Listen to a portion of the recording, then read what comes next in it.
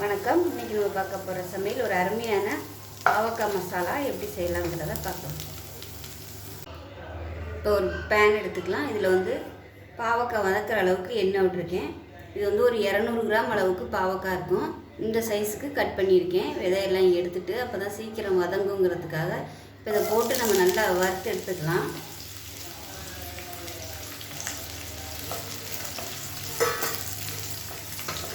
நல்லா கிறிஸ்பியாக வர அளவுக்கு நல்லா வதக்கி எடுத்துக்கலாம். இப்போ பார்த்தீங்கன்னா பாவக்காய் வதங்கிட்டு இருக்கு. இது வதங்கிட்டு இருக்க நேரத்தில் ஒரு மசாலா பேஸ்ட் நம்ம அரைச்சிக்கலாம். இப்போ இதில் பார்த்தீங்கன்னா மீடியம் சைஸாக ஒரு வெங்காயம், பெரிய வெங்காயம் எடுத்துருக்கேன். சின்ன வெங்காயம் யூஸ் பண்ணுறதுனாலும் யூஸ் பண்ணிக்கோங்க, அதுவுமே ஃப்ளேவர் நல்லாயிருக்கும். சின்னதாக ஒரு 5லேருந்து 6 பூண்டு பல் சேர்த்துக்கலாம்.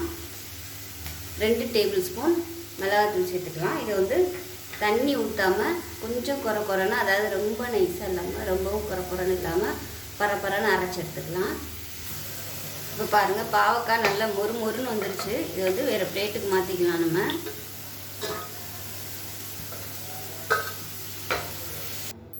இப்போ அதே கடாயில் பாவக்காய் பொரிச்ச எண்ணெய் இருக்குது. பத்தலைன்னா கொஞ்சம் சேர்த்துக்கோங்க. இப்போ 1 டீஸ்பூன் கடுகு உளுந்து சேர்த்துக்கலாம். 3 வரமிளகாயை கிள்ளிட்டு சேர்த்துக்கலாம். அதோட கருவேப்பிலை சேர்த்துக்கலாம்.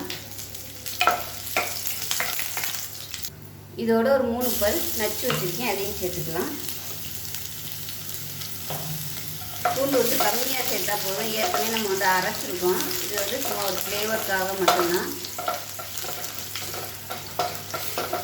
எல்லாமே நல்லா ப்ரௌன் கலரில் வதங்கிடுச்சு. இப்போ நம்ம அரைச்சி வச்ச அந்த வெங்காய பேஸ்ட்டை சேர்த்துக்கலாம்.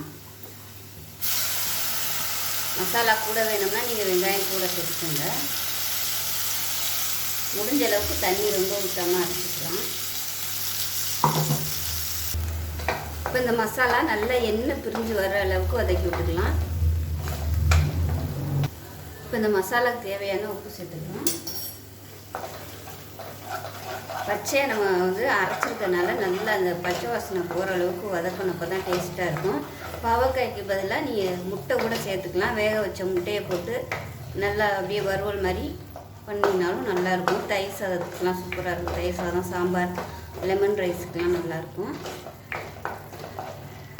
இப்போ பாருங்கள், மசாலா நல்லா சுருண்டு வந்துடுச்சு.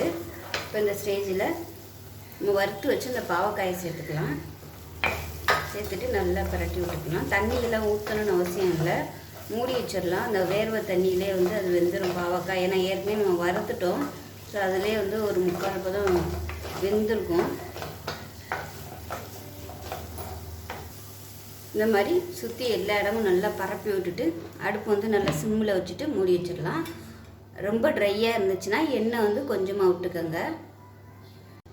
இப்போ மசாலா எப்படி இருக்குன்னு பார்க்கலாம்.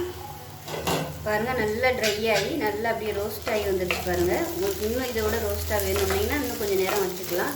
நான் இதோட அமர்த்துறேன். சூப்பராக இருக்கும். நம்ம எண்ணெயில் போட்டு வறுத்ததுனால கசப்பு கம்மியாக தான் இருக்கும். ஸோ இதே மாதிரி செஞ்சு பாருங்கள். செஞ்சு பார்த்துட்டு எப்படி வந்துச்சுங்கிறத சொல்லுங்கள். வீடியோ பிடிச்சிச்சின்னா லைக் பண்ணுங்கள், கமெண்ட் பண்ணுங்கள், சேனலை சப்ஸ்கிரைப் பண்ணுங்கள், பக்கத்தில் பெல் பட்டனையும் ப்ரெஸ் பண்ணுங்கள். நன்றி.